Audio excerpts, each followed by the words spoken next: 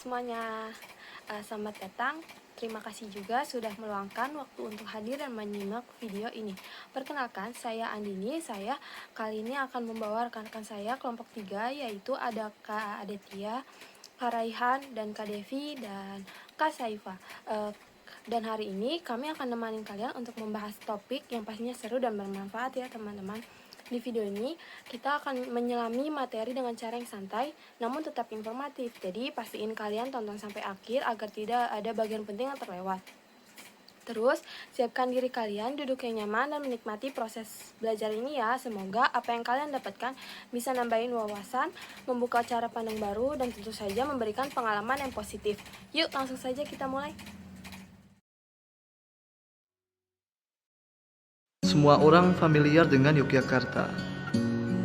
Tapi bukan berarti semua orang punya satu persepsi yang sama dengan yang lain.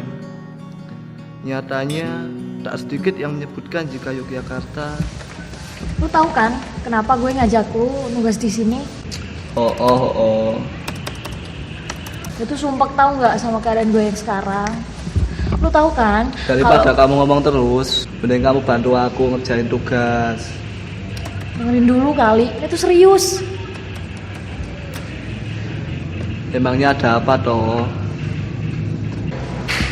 Gue bosen tau nggak kuliah di sini, jenuh. Terus? Ya gue pengen pindah, tapi gue masih bingung mau pindah kemana. Nah, daripada kamu bingung, mending kamu ikut aku aja, balik ke kampung. Lu jadi pindah kampus? Ya begitulah. Ngomong-ngomong kampung lu di mana? Yogya. Kamu tahu kan Yogya? Jogja yang kumuh itu. Mana bisa sejuk gue di sana. Yang jadi tambah gerah tau nggak?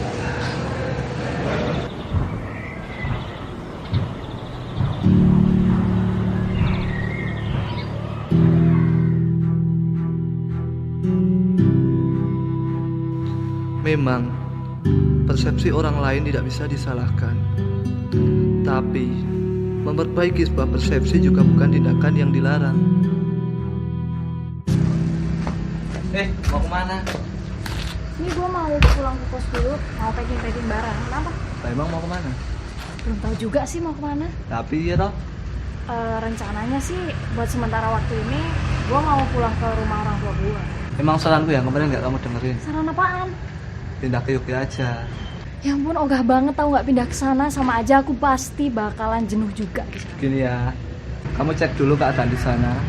Kalau emang kamu nggak suka, kamu boleh caci aku sepuasnya. Jogja yang sekarang itu nggak sebagus Jogja yang dulu, makanya gue males buat kesana. Tempat ini menawarkan sesuatu yang berbeda dari tempat lain.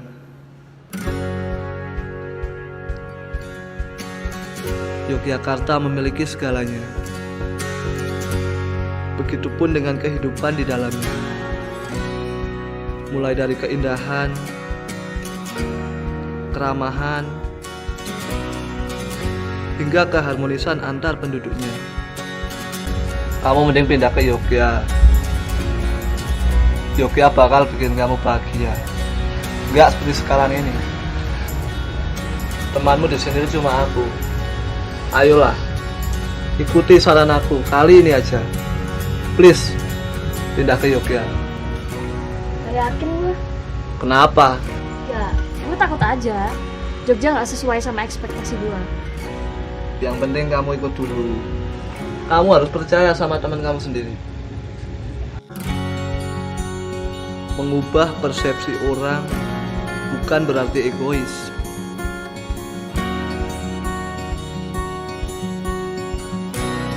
Selama apa yang kamu lakukan tidak merugikan siapapun. Sekarang kami berada di tempat yang tepat.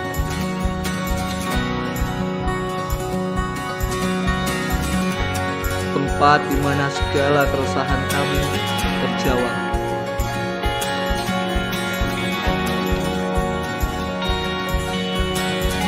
Di sini kami menemukan apa yang belum kami temukan selama ini.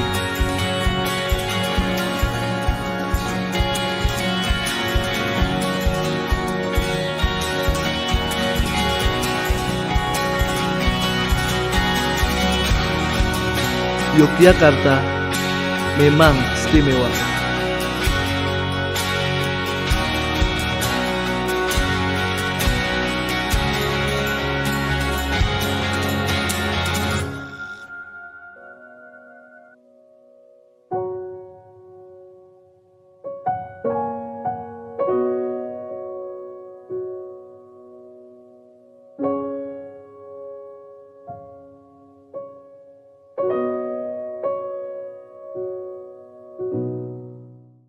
Nah, teman-teman, kita masuk langsung nih ke materi. Yang pertama itu kita harus tahu nih dari persepsi itu sendiri apa artinya. Nah, di sini dijelaskan persepsi itu adalah cara otak kita menerima, menafsirkan, dan memberi makna terhadap informasi yang datang melalui panca indera. Dua orang bisa melihat yang sama, tapi maknanya berbeda. Itulah kekuatan persepsi. Nah, persepsi sendiri itu nggak muncul secara tiba-tiba ya teman-teman. Ada beberapa faktor yang membentuknya. Yang pertama itu pengalaman masa lalu. Apa yang pernah kita alami mempengaruhi gimana kita menilai situasi baru. Terus, yang kedua ada lingkungan sosial. Opini teman, keluarga, dan budaya dapat mempengaruhi apa yang dianggap benar atau salah. Terus, ada motivasi dan emosi. Saat kita bahagia atau tertekan, persepsi kita itu bisa berubah, teman-teman. Terus yang terakhir, ada nilai dan keyakinan. Apa yang kita percaya akan memfilter cara kita menilai sesuatu. Persepsi bukan fakta. Persepsi adalah tafsiran subjektif seseorang, sementara fakta adalah kenyataan objektif yang bisa diverifikasi. Apa yang bisa kita rasakan atau yakini seringkali dipengaruhi oleh pengalaman, emosi, dan sudut pandang pribadi, sehingga belum tentu sama dengan realitas sebenarnya. Contohnya, satu peristiwa yang sama dapat dipersepsikan secara berbeda oleh dua orang. Oleh karena itu, penting untuk kita menyadari bahwa persepsi kita bukanlah kebenaran mutlak, melainkan salah satu cara kita memahami dunia. Contoh persepsi dalam kehidupan sehari-hari. Di sini kita mengambil contoh sekelompok orang yang sedang berkunjung ke galeri seni. Mereka tampak akrab, mengobrol, dan saling memperhatikan. Persepsi yang mungkin muncul diantaranya ada yang merasa suasana kelompoknya hangat dan menyenangkan, yang lain mungkin merasa suasananya formal atau seperti tugas kampus. Pengunjung di sana mungkin melihat mereka sebagai sekelompok mahasiswa seni atau pelajar yang sedang study tour. Saya di sini mengambil contoh lain, misalnya persepsi dalam lingkungan kerja. Contohnya karyawan baru datang terlambat 2 kali dalam seminggu. Persepsi rekan kerja yang mungkin akan muncul yaitu orang ini malas dan tidak disiplin dalam bekerja. Fakta yang sebenarnya mungkin dia sedang beradaptasi dengan jadwal transportasi umum. Contoh lainnya lagi yaitu persepsi dalam keluarga. Contohnya seorang anak hanya diam ketika orang tuanya menegur. Persepsi orang tua yang mungkin akan muncul yaitu anak ini tidak menghargai nasihat orang tua. Namun fakta atau kenyataan sebenarnya anak ini takut memberikan jawaban salah dan memilih untuk diam. Pada kesempatan ini kita akan membahas berbagai jenis persepsi yang mempengaruhi cara orang berpikir, bersikap, dan bertindak di tempat kerja. Pertama, ada self-perception, yaitu bagaimana seseorang menilai diri sendiri, mulai dari kemampuan hingga perannya. Persepsi ini akan menentukan tingkat kepercayaan diri dan keputusan yang diambil. Yang kedua, ada social perception, yaitu cara kita menilai dan memahami orang lain. Dalam proses ini sering muncul bias seperti stereotip, halo atau horn effect, selective perception atau projection. Dan yang ketiga, ada situational perception, yaitu bagaimana kita menafsirkan kondisi atau lingkungan. Suatu situasi yang biasa sama bisa dianggap sebagai peluang oleh seseorang, tetapi sebagai ancaman oleh orang lain. Nah, yang keempat ada job perception, yaitu persepsi tentang pekerjaan kita, mulai dari beban kerja, keadilan, hingga motivasi. Ini berpengaruh kuat pada performance dan tingkat loyalitas. Dan yang kelima ada risk perception, yaitu bagaimana kita menilai resiko dalam tugas atau pekerjaan. Persepsi resiko biasanya terbentuk dari pengalaman dan pemahaman terhadap SOP. Selanjutnya ada leadership perception, yaitu bagaimana kita menilai pemimpin berdasarkan gaya komunikasi, keputusan, dan hasil kerjanya. Persepsi ini akan mempengaruhi kepercayaan bawahannya. Dan yang terakhir adalah organizational culture perception, yaitu persepsi terhadap budaya organisasi, nilai, norma, dan kenyamanan kerja. Hal ini sangat menentukan tingkat keterikatan atau engagement karyawan. Selanjutnya, kita akan membahas tentang efek persepsi atau jebakan pikiran. Dalam menilai orang lain, kita sering terjebak nih, atau biasanya disebut dengan bias persepsi, yang membuat penilaian kita tidak selalu akurat. Nah, di sini ada beberapa jenis bias yang perlu kita waspadai. Yang pertama, ada halo effect, yaitu ketika satu hal baik membuat kita menilai seluruh aspek seseorang sebagai baik. Nah, sebaliknya ada horn effect, ketika satu hal buruk membuat semua yang ia lakukan terlihat buruk. Lalu ada stereotyping, yaitu kecenderungan menilai seseorang hanya berdasarkan kelompok atau kategori tempat ia berasal. Kemudian ada selective perception, yaitu kecenderungan untuk hanya melihat hal-hal yang ingin kita lihat sehingga informasi lain diabaikan. Selanjutnya ada projection, yaitu saat kita menganggap orang lain sama seperti diri kita, baik cara berpikir maupun nilai-nilainya. Ada juga primacy effect, yaitu ketika kesan pertama sangat mempengaruhi penilaian kita. Selanjutnya ada regency effect, yaitu ketika hal terakhir yang terjadi justru menjadi hal yang paling melekat di ingatan. Dan yang terakhir ada attribution error, yaitu kesalahan dalam menilai penyebab perilaku seseorang. Misalnya, kita menganggap seseorang malas karena sifatnya, padahal mungkin situasinya yang menyulitkan. Semua bias ini penting kita pahami agar penilaian kita terhadap orang lain dapat lebih objektif dan adil. Tips mengelola persepsi menjadi positif. 1. Jeda dan sadari reaksi awal. Ingat bahwa pikiran pertama adalah persepsi, bukan fakta. Lalu yang kedua, cari bukti objektif. Tanyakan pada diri apakah fakta yang sebenarnya terjadi. Yang ketiga, lihat dari sudut lain. Coba cari penjelasan alternatif yang lebih netral atau positif. Yang keempat, alihkan fokus. Pilih untuk memperhatikan sisi yang lebih membangun dalam situasi yang sama. Yang kelima, gunakan self-talk positif. Ganti kritik diri dengan kalimat yang mendukung dan memotivasi. Yang keenam, biasakan bersyukur.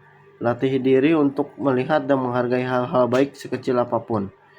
Yang terakhir, fokus pada yang bisa dikontrol, terima hal yang di luar kendali, dan pusatkan energi pada respon Anda sendiri. Mengelola persepsi bukan tentang menolak kenyataan, melainkan tentang memilih sudut pandang yang lebih sehat dan produktif. Dengan melatih kebiasaan ini, kita tidak hanya mengurangi beban emosi negatif, namun juga membuka ruang untuk lebih tenang, tangguh, dan sambil menghadapi berbagai tantangan hidup. Jadi kesimpulan yaitu persepsi adalah proses di mana individu menginterpretasikan kesan sensorik untuk memberikan makna pada lingkungan mereka. Dalam organisasi, persepsi bukan realistis, objektif yang memandu perilaku dan keputusan. Persepsi dipengaruhi oleh penerima atau sikap, target atau karakteristik objek, dan situasi yang konteks. Manusia menggunakan pintasan bias seperti stereotip, efek halo, dan persepsi selektif yang dapat mendistorsi penilai. Bias yang paling umum adalah kesalahan atribusi fundamental, melebih-lebihkan faktor internal orang lain, dan bias pelayanan di diri atau melindungi diri dari kegagalan. Persepsi memiliki dampak langsung pada wawancara kerja, evaluasi kinerja, dan memicu ramalan pemenuhan diri atau Pygmalion. Kita sudah sampai di penghujung materi ini, yaitu penutup. Sebelumnya kami akan mengucapkan terima kasih sudah mengikuti pembahasan kita dari awal sampai akhir. Dari materi yang telah kita bahas, kita bisa menyimpulkan nih bahwa persepsi adalah cara kita menafsirkan informasi dari dunia sekitar, dan setiap orang itu dapat memandang hal yang sama dengan cara yang berbeda. Persepsi terbentuk dari pengalaman, pengetahuan, dan cara berpikir, sehingga membuat setiap sudut pandang menjadi unik. Nah, persepsi yang baik membawa banyak manfaat, seperti kita memahami orang lain dengan lebih empati, dan membuat kita jadi lebih bijak dalam mengambil keputusan, dan meningkatkan kemampuan kita melihat situasi secara lebih luas dan objektif. Untuk menutup video ini, ada satu nih quotes dari Anais Nin yang relevan dengan topik kita hari ini. We don't see things as they are, we see them as we are. Artinya, kita tidak melihat sesuatu apa adanya, tetapi kita melihat berdasarkan siapa kita, bagaimana pengalaman kita, dan bagaimana cara kita memandang dunia. Semoga pembahasan ini ngebantu kalian membuka wawasan baru tentang gimana persepsi bekerja dalam kehidupan bersehari-hari dan gimana cara kalian dengan bijak memilih kata-kata kalian. Sampai jumpa di kesempatan berikutnya dan teruslah belajar memahami dunia serta diri kalian sendiri dengan sudut pandang yang lebih bijaksana. Terima kasih.